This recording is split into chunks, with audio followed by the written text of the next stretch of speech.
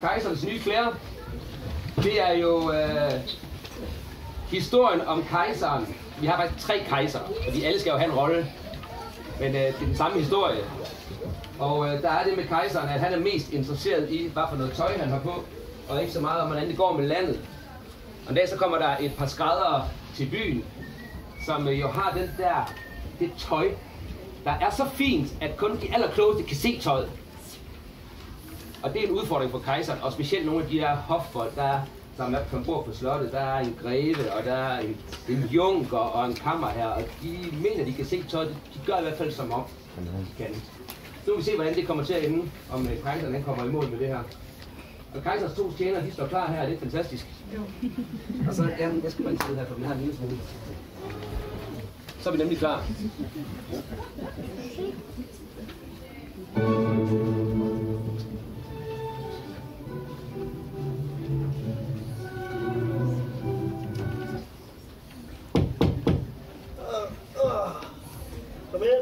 Godmorgen, Deres Majestæt.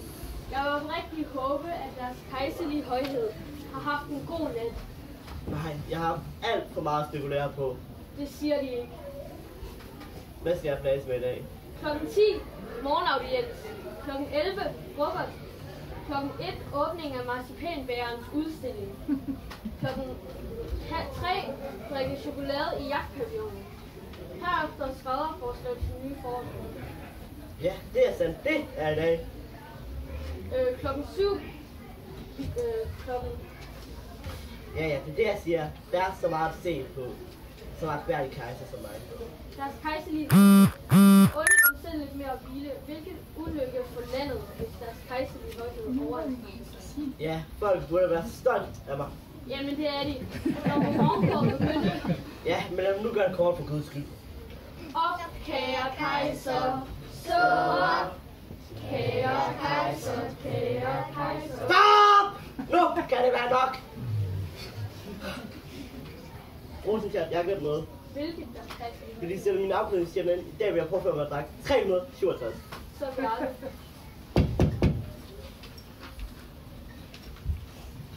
Hvad er det nu? Jeg venter altså mig selv. 14. Jeg venter altså mig selv. Vandfad.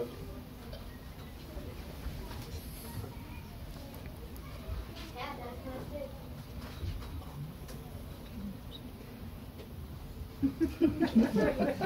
Dragt nummer 367. Jeg gerne deres noget.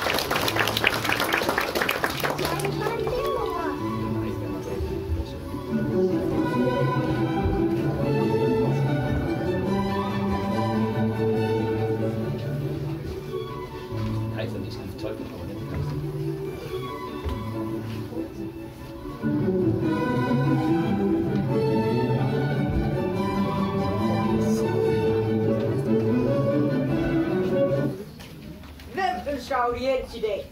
Hans Excellence. Finansministeren, han ønsker at pålægge borgerne ekstra skat på. Er det ikke ham socialdemokrat? Det må han altså se klart. Er det flere? Så er der de 2 udlandsskræddere. Herr Ravn og herr Skade. Skræddere? Send dem... Lad dem øjeblikkeligt komme. Send dem straks ind. Det er vel Deres Majestæt.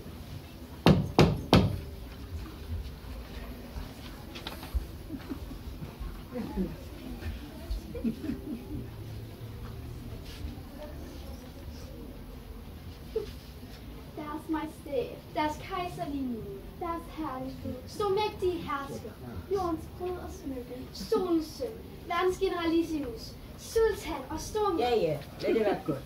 Sig frem med hende på hjertet. Assistent RS. Sig frem. 1, 2, 3. Hans navn er Ravn, og han er anskuende. De er et kravfirma fra et fremmed land. Og alle os bliver så glade, når vi skal snakke med de gælder. Vi er forsøgt de syr med guld og sølvbrokader i og tøj og sart ting er helt som langerød. Og smukt og formål, hvor vi er som engelsk. Jo, det lyder jo meget fint. Men hvad specielt er det ved deres tøj? Vores tøj har en ganske særlig egenskab, som intet andet tøj har. Hvilken egenskab? Vi væver, syr og klipper og broderer med guld. Hvilken egenskab? Og de bedste er det hele. Egenskab! Hvilken egenskab, de her? Jeg tager let at sige det, men denne egenskab gør det særligt egnet til at bruge en kejserlig person. Så sig det dog, menneske! Hvis tøjet er syg, for et barn, som du er til sit arbejde, eller dum som du dør, vil sige det til det eneste menneske. Det er en nyttig egenskab. Vil jeg påføre mig sådan et klæde, kan jeg skelne mellem de kloge fra de dumme. Tøj. Det tøj må jeg have. Begynd straks. Tag straks fat. Ja vel, men vi skulle først lige tale lidt om Honoraret. Honoraret spiller ingen rolle. Hvis tøjet virkelig er, som de siger, det vil belønne kejserligt. Vi takker Gud. Vi har bare brug for et uddannet arbejde og en leve. Ja. Og de 100.000 kroner til de første kødlige, plus alt, hvad byen har af udtråd og perioder. Rosenstjern. Vil de sørge for, at de herrer får, hvad de ønsker. Som deres majestæt befaler. Tøjet skal være færdigt til den store procession, så vil jeg jo bære tøj rundt i hele byen, så folk kan se det, og jeg får at vide, hvem der er de kloge og hvem der er de dumme. Audiens forbi. Hans majestæt vil nu begive sig ned til frokostrampen.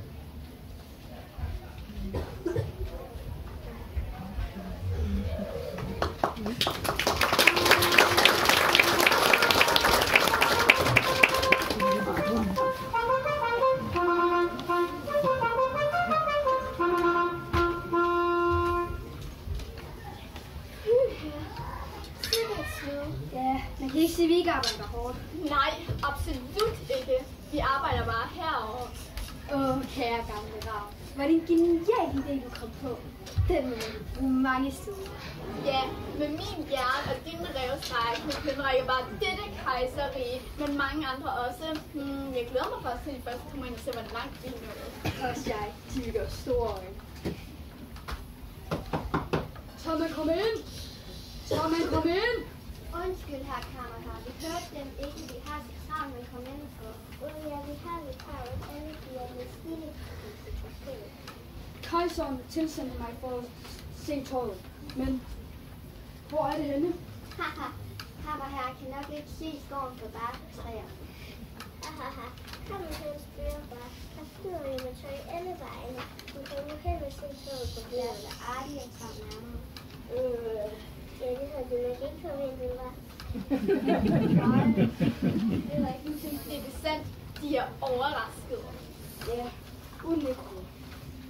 Jeg tænker jo tøjet, At tøjet skal være så smukt. Nej, det kan jeg godt forstå. Vi har styrt os umage. Ikke Ravn? Jo, bestemt meget umage. Bare se disse farver. Fantastisk. Farven? Jamen, kan de fortælle mig farven?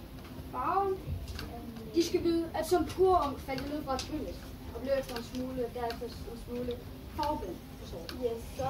Jamen, så lad mig fortælle dig farven. Goddag, de her. Kommer til. Ser I, vi er også blevet tilsendt af kejseren for at tilse arbejdet med tøj. Jeg og Junker Willy. Jamen, så er I heldige, for jeg var netop lige ved at fortælle kammertjeneren her lidt om tøjets farver. Hvilket tøj? Hvilke farver? Jamen, kæreste Greve, ser det ikke lige så tydeligt som kammerherren her, at tøjet besidder de mest farverige farver, eller at de også farverige. Hvad? Farveblind? Nå, altså, hold nu godt efter, så I kan berette videre til kejseren. Altså, tøjet her er jo nærmest grønt. Ja, det ser tydeligt ud. Og de greve, det er kun de allermest uduelige, der ikke kan se farverne. Det er da fantastisk, ikke sandt? Ja, jeg ser det tydeligt. Fortryllende. Med et blålig bundfarve, som spiller over i det rødlige. Undtagen afsnit, der bliver det nemlig gult. Gult? Ja, gult, men i det kunstige lys bliver nærmest violet. violet, ja.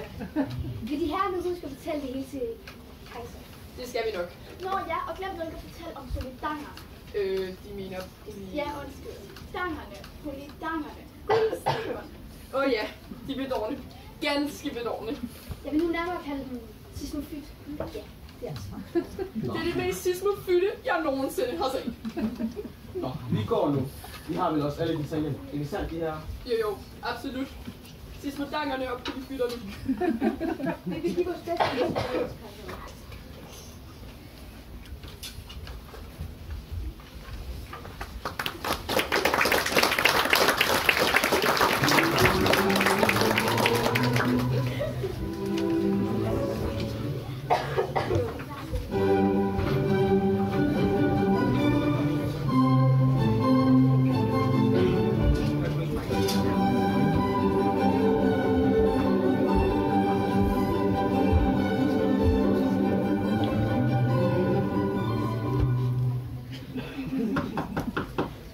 Kom ind. Nå, fortæl så! Fortæl det der med trådet. Jeg er ved at springe i luften af spænding. Jo, deres majestæt. Der er så mange ting at bruge godt ud. Tøjet er det smukkeste, vi i vort liv har set. Udemærket. Nå, fortæl mig så lidt om farven. Farven? Ja. Den er vel nærmest gul. Og bundfarven er violet. Men det spiller i det grønne liv. Undtagen i dagslys. Der er den rød.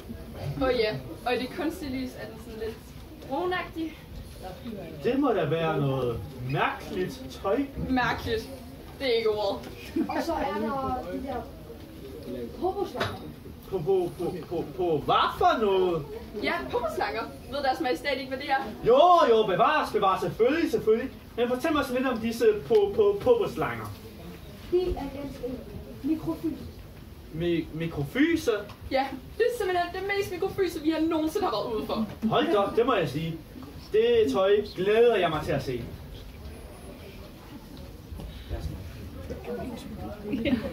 Deres majestæt ikke. Deres majestæt vil ikke blive skuffet. Er det snart færdigt? Det vil blive færdigt til processionen. Udemærket. Giv de to herlige skrædder. Det er så lige ridderkors. Jeg vil deres majestæt. Det har de aldrig fortjent. Absolut. Det har de fortjent.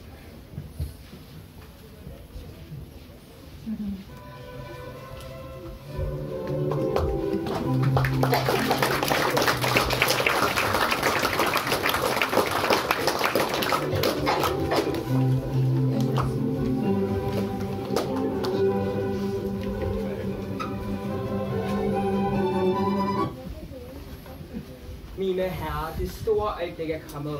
Kejseren skal iklæde sig i de nye fantastiske klæder. Hans majestæt, kejseren.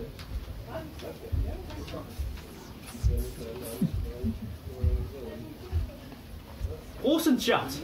Er alt klart? Er hurra-mændene sat ind? Alt er klart, deres majestæt. Udemærket. Bring de to væver ind med tøjet. Hvis vi ikke skal løse den.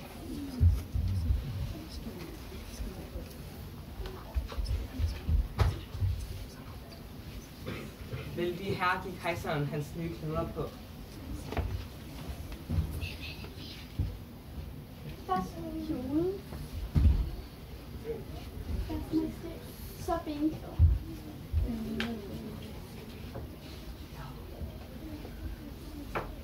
Mange tak. Skade, kom med det nye tøj. Hej. Hvad siger man så? Først benklæder. Så. Der sidder en tråd. Kom, tak.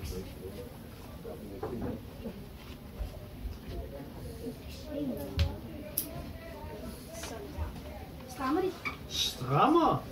Næh, ikke spor. Nemme hold i. Så.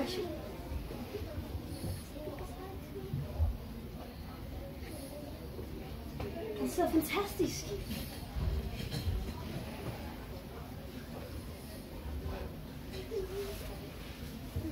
sidder fantastisk. Magnifikt. Hvordan sidder den, Deres Majestæt? Den er meget let. Og lettere kølig.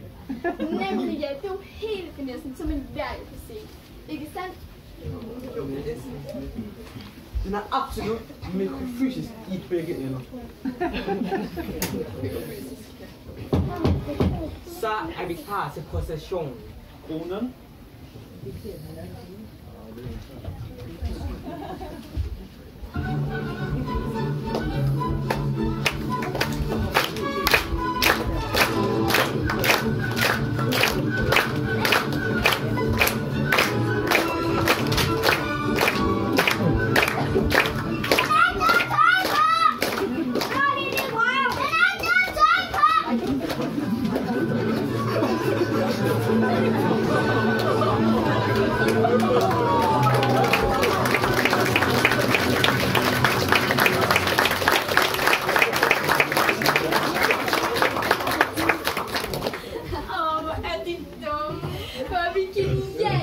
Ja, lad os komme videre til vores næste opgave.